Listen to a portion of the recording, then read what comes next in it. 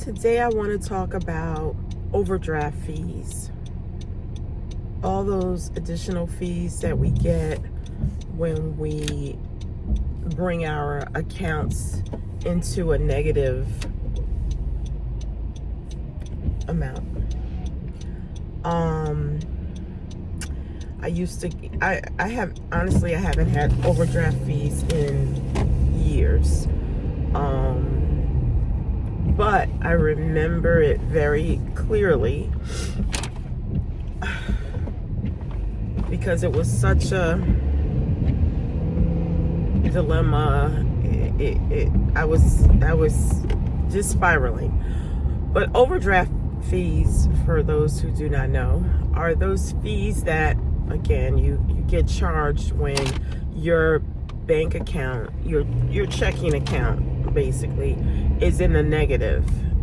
You have overspent what's in your account, so they will charge you a fee. And in some cases, depending on how things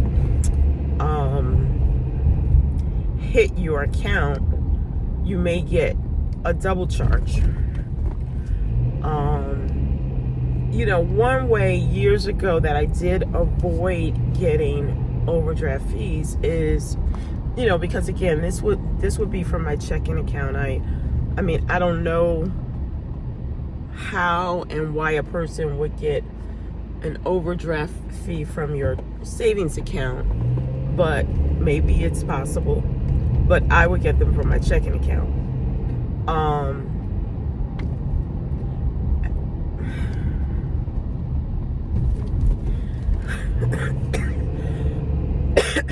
One thing I did, like I said, years ago to stop it was I stopped writing checks, because the days of writing a check, you have a ledger and you have a starting balance, and then everything that you every check that you write, you would deduct from that amount and keep a ledger, and then when you had deposits, you would add them to that amount. That just didn't work for me, because I tried to keep this ledger in my head and not on paper, and so it never worked for me. So I would always get overdraft charges. I always thought I had more in my account than I did, and I would always try and beat the bank, and this check isn't gonna make it to the bank until Friday, and I know I get paid on Friday, so I'm gonna write this check today. Meanwhile, the check hits on Thursday and the bank is like, yo, what's up? And they hit you with the overdraft fees. And I remember back then, I don't even know what they are today. I think they're on the same level. I can't imagine them being more than this, but they used to be $35. $35, bam, would hit my account. That's a third of $100. That's a little over a third of $100. That's a lot. And like I said, if you got hit with two of them, forget it. That's over $60. That's $70. 35 and 35 is $70. That's a lot of money to pay just because you did not keep track. So there's that. And then there is when you know you're going to put your account in the negative. And I would do that as well. That was a whole separate thing. I would go to the ATM on payday, and I would withdraw, I don't know, X amount over what I had in there on payday, because that's when my account was now in the positive. The rest of the month it was in the negative. So now it's in the positive. So I'm going to withdraw the largest amount I can withdraw, and it would be a couple of $100. I know this is crazy. Do not do this. Okay? And that way I'm only paying one fee. and I would live off of that money. It was kind of like a payday loan to myself. But if you at all understand what I'm talking about, and you know the game, or you think it's a game, but you're the loser in it. But if you know what I'm talking about, then this video is a red flag that you need help. You need help, because if you're living, oh, come on. If you're living in that place, it's definitely time to get some things together. Okay, overdraft fees, yeah. So you will you'll pay like $35 for when you overdraft. But again, I would do it deliberately, and then my account would be in the negative all month long until my next payday, and then it would bring it in the positive. And then again, I would go to the ATM on payday and I would withdraw. And I did this vicious cycle over and over.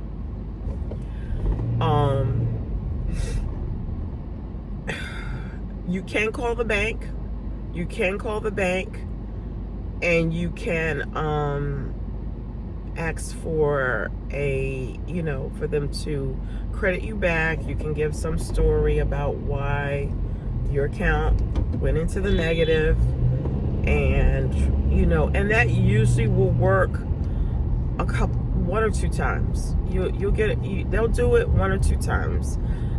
Ask them to do it as a courtesy. Ma'am, I'm so sorry. I did not realize that I did not have the funds. Is there any way possible that you could give me a one-time courtesy? You're always requesting a one-time courtesy, always. One-time courtesy and refund my money. And they, like I said, they usually will do it one or two times. But when it becomes a perpetual habit, they're like, yeah, no, you're on your own. You on your own, because you got some shady practices here, and we have no parts of that. So, just be mindful of all of this. And don't let this happen, because if you look at how much you spend in fees for the year, like I had just gone back in my account right before I got in the car, and I looked at some of my older, a few years back, my bank statements, to see if I remember that time, that period and what was going on. And this one statement, it had that I had paid I think it was for the year. It was for the year. I paid $140 in overdraft fees.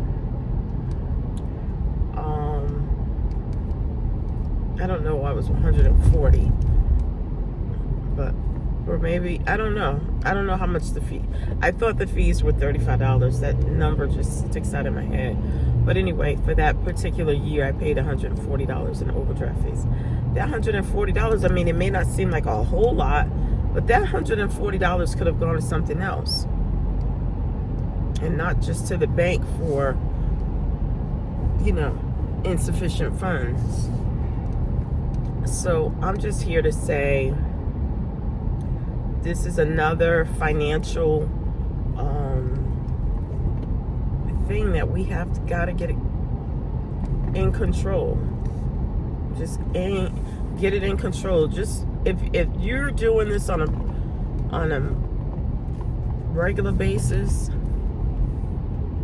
just make a decision. This month I am not paying any overdraft fee. Like, get mad at the bank taking your money. And, well, okay, sometimes people get mad, but they're getting mad and they'll call the bank, all upset that it's the bank's fault. And first thing you have to do is take ownership. You have to own this. This is, like I said, I have not gotten an overdraft charge in years. It's not because I'm better than anybody. It's not because I got it all together.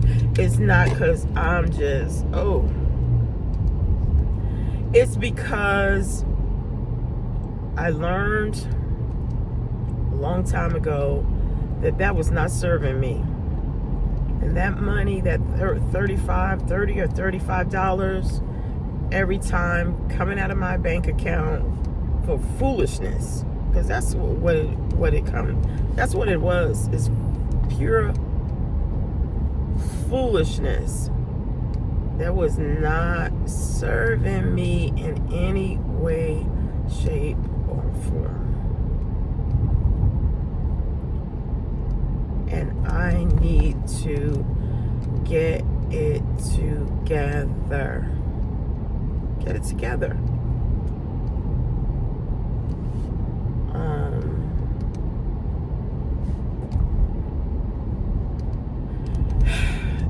So anyway, that's my message for today. Stop paying these overdraft charges. Stop writing checks. That would be number one. Stop writing checks, because that was a big culprit for me, writing checks. So get yourself a debit card. Usually they don't allow you to charge it anything over what you have in the bank, so that cuts down on that.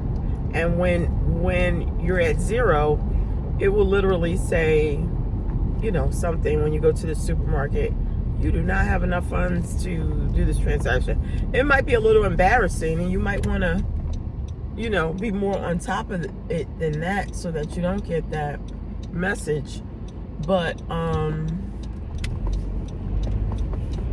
yeah, basically, use a debit card, and really try to manage your money. Be conscious of what you have going out. Don't let it get so overwhelming that you feel like you have no control and money is just leaving out.